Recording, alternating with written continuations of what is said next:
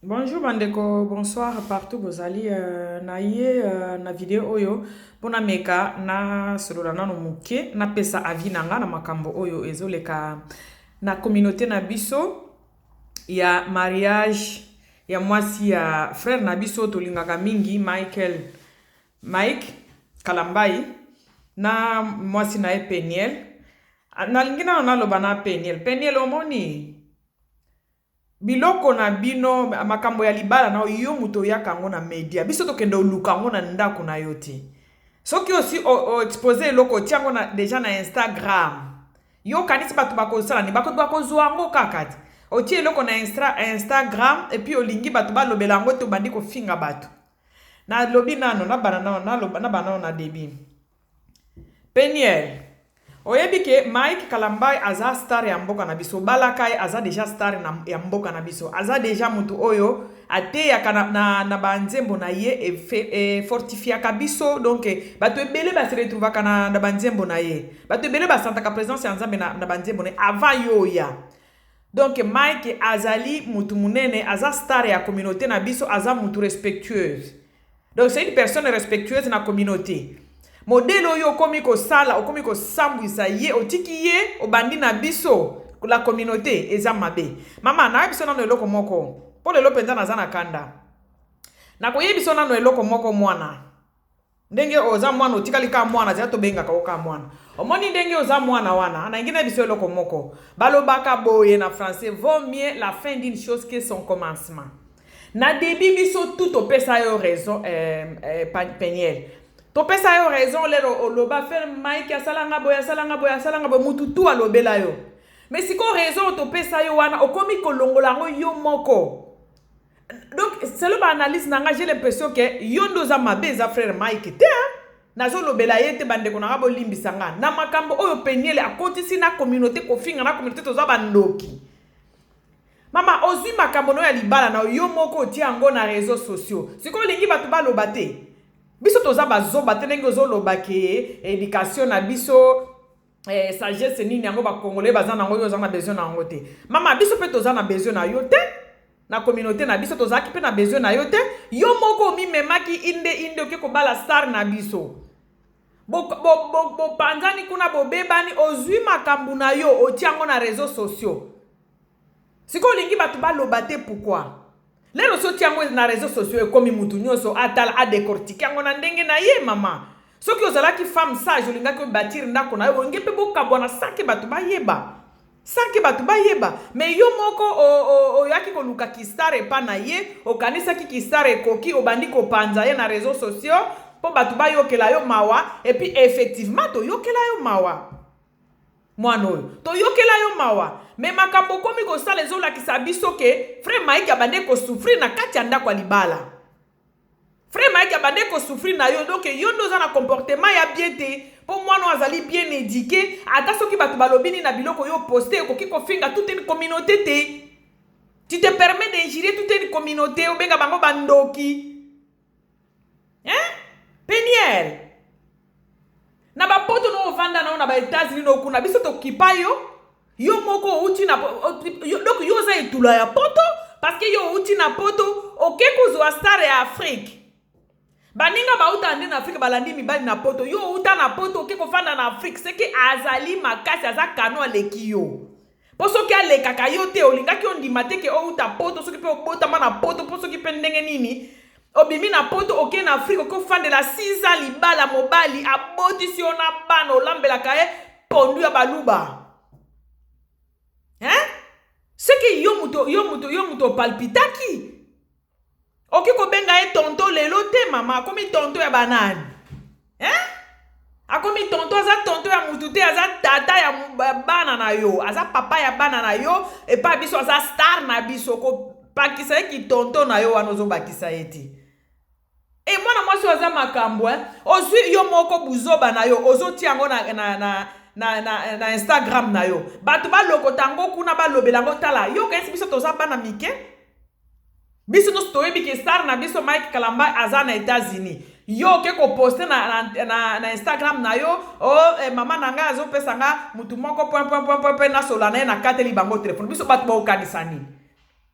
Yo lingi to kanisa nini à part Mike Kamba biso to yebi yo na eloko nini.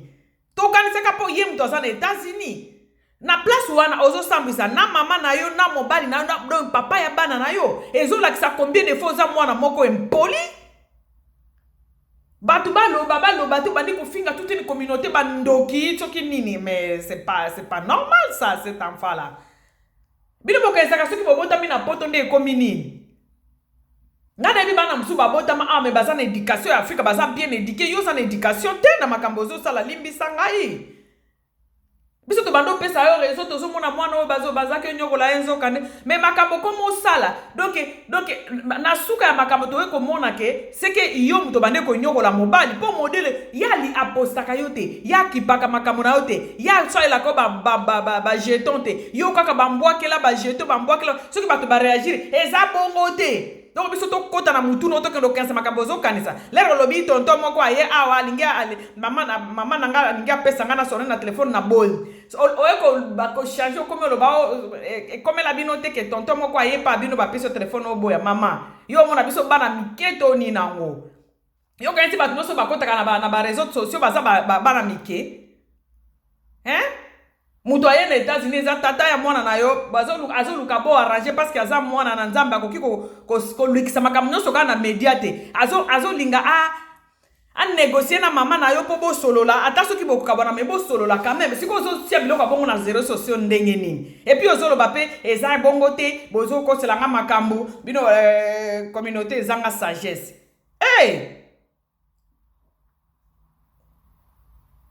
Peniel, yo comme go lekisa, biso to yebi yo par rapport à frère Mike. Il faut quand même moi respect za la pour toute une communauté congolaise. Au moins ndenge bino bozala ba complexé, ba tu pesa bazala ba complexé na vie. Siko soko lobi ba mama ya Afrique ndenge bazala ka. Ozo sambisa na mama na yo, ozo sambisa toutes les mamans de Afrique. Ndenge ba mama e ba para ya Afrique bazala ka, tout ça. Yo kanisi ke okokosa biso tozo yeba ki ozo le bande na frère Mike. Donc comment nenge pesi palpitation pour alongoli bague mais yo za makambo yo kabo ina mbaina kabana na ndenge ya kime batu bako kipe yo te les réseaux na makambo on a sur réseaux sociaux il faut to lobelango c'est clair c'est normal yo muto memeli biso ba makambo na yo na kati ya réseaux sociaux mais ko batu soki ba lobi bandi ko finga bango ba africain ba nini soki communauté ezanga sagesse c'était sagesse ya communauté wana ngana okezo angote mais yo ndo za na sagesse c'était yo mto liboso kabana na mobile soki bokabani bokabana ndenge ya kimi otiaka ngona ba réseaux sociaux pourquoi et puis tu te permets d'injurer toute une communauté yo moko mto memela biso makambo na toza na besoin na ngote yo si omona tolobeli mwasi ya nini ya frère soki nini oyo ba frère bele baza na bala yemba ko si omona tolobeli makambo basi na bango yo zo mema makambo na réseaux sociaux yango bato bazo lobelango yo okomi mama YouTube tozo lela na biso kutu mindondo makambo site oya ko bamba babiloko no bamba kango bato soki balobi okomi ko changer maloba pona nini tu te permets d'injurer toute une communauté c'est quoi ça au moins ndenge bozala complexé na ebite soko na États-Unis no kuna place ozali obota na États-Unis te mama tant que oza noir au moins ndenge trama finga ka ba noir te ndenge trama sala ka racisme te okanisi yoza épargne yoza na katiti tala ba complexé on les a complexe soki yoza na poto soki botami na poto nde salini no finga communauté africaine congolaise yoza nani yoza na noza congolaise yo kutu nde omiso paki obimi na poto yo muto za mundele obimi na poto ko lando ke palpiter mobile Afrique OK pe ovandi kuna na Afrique ezate ko mobile landi yo landi eti na Afrique ko fanda na Afrique des années donc yo muto palpiter il fallait tika biso na busenzi na biso na manque ya sagesse na biso il fallait tika biso OK ne ko linga e pona nini yo muto za mundele tala basi misusu luka to comme to finga opamba awa eza réseaux sociaux tika ko banda ko finga toute une communauté te to banda ko tala ka yo kaka te to si totali yo mingi lobaka n'importe quoi bato bazo fanda nyi ko kasa te ke bato baza bana misala na yo te ke to beto yebi ko loba te yo za lelo ni nango toza na respect muke parce que oboti na star na biso oza mwasi ya star na biso congolaise toza na respect na muke mais penza ndenge oza na penza yo peniele yo penza okofinga bakongole nano eloni yo oza na eloni oyo bakongole baza nango ti ta bana mosusu oluka ofinga mapamba basi ya frère Patrice toyoka bango te bazofinga bato na bale réseaux sociaux tokotanga bango te po basko bango batiaka makambo na bango yo ozotia makambo na réseaux sociaux bato bakomante yango bandi kofinga toute une communauté te permet d'ingérer toute une communauté tala bapara ya Afrique bazopesanga tonto moko ça c'est quoi ça yo oza nani po oloba bapara ya Afrique yo oza nani yo palpita mobali Afrique totika poto yo muto botama na poto yo muto koma muno leki kutuna mindele bato ba complexé okita tina Afrique tikolanda mobali Afrique pona nini ko Peniel respecte toi tozo respecte yo pona frère Mike to yebi zo yebi sa yo bien ceux qui to répondaka ba biloko yo finga bato te bato bazongi c'est la côté c'est pour pona frère Mike parce que c'est un frère makambu na ye ba matea na ye ekotaka bato hein. C'est un frère banzembo na ye tokola nango donc keba tika ko loba n'importe quoi pona Congo hein yo zo ko tsaba biloko na réseaux sociaux lingi batu baloba te batu baloba comme bango baza mabe omoni ke ozo la comme la sa comportement non malembe mutu tu alobela yo le makambo e banda zo kaneto bando sala erreur yo mutu za problématique mutu tu alobela yo zo kane yo ndo za mabe. Bon, comme on l'a dit, on a dit que vérité yaka na escalier. Malembe, mais comme maka. Tant que panzaka frère wana. Frère Mike, panzaka batu ba finga ye ndenge nyoso. O wasa infidèle azaboya. Ba finga ye. On dirait mutu aliboso asala infidélité. Batu tout ba finga ye. Frère wana zongi sela yote aloba elote. Mais on continue au loba kaka yo kanisa zape na batu boko lobela yote à part Yvette mutu moko azolobela yote mutu tu apesa yo raison mais raison yango ela ki c'était que obanda ko exagérer yo moko postaka ba jeton na ozo posteler batu ba loba te lelo comme tu na niveau ya kotia toute une communauté congolaise na kati ya maloba na o baza bandoki regarde-moi cette fille. Maman, ceux qui connaissent que to lobate to abazoba te to respecta kande mutu oyo abala yo. Keba. To respecta kande frère Mike Peniel. To respecta ka frère Mike pona ko sambisa yo kanisi ke ko lia ba tout temps. E ko ki ko lia ba tout temps te. Eza erreur frère Mike mutu ayela biso mwana mwasi oyo. Oh. Yo si o la kisa biso position na yo obina ba musique ya bazaiko okanga ba photo na ba Ronaldo soki ba nini wana okanga ba photo na ba tunyoso ba musicien nigérien wana baza muto torse ni ozokanga ne photo mwasi ya pasteur mobimba muto alobaka na yo azate. Pourquoi? Parce que nous respectons la personne qui nous a présenté cette fille là. C'est la personne que nous respectons, le Mike Kalambai, qui est notre star. Et ça, pour ça, que bazo banga yo, maman. Bazo banga yo, on l'a qui c'est déjà position na yo. Et ça, erreur, oh, ya, celle qui a quelque bala, moi, c'est sans que aïe baye. Ça peut arriver, mais ceux qui bokabwana na kimia, ko kote sa communauté congolaise na makambu na yo, te maman. Ko kote sa communauté congolaise, te na makambu, communauté congolaise, ngana yaka penza mabe. Pour la communauté, moi, souffre à ma casse, bakata, bakoko na biso maboko, rien kaka po, bazo boya kosa la belge musala, bakata bango maboko. Lelo mboka msezo nyoko la biso bazo boto la biso mboka. Congolais zo souffrir, yo siko oya komi bakisa wana yo siko penye lo banda kofika tene communauté bandoki. Keba na openza, keba na penye. Keba na communauté na nga. Boni boyoko? Yo kesi neke to fandi nyete to banga yo.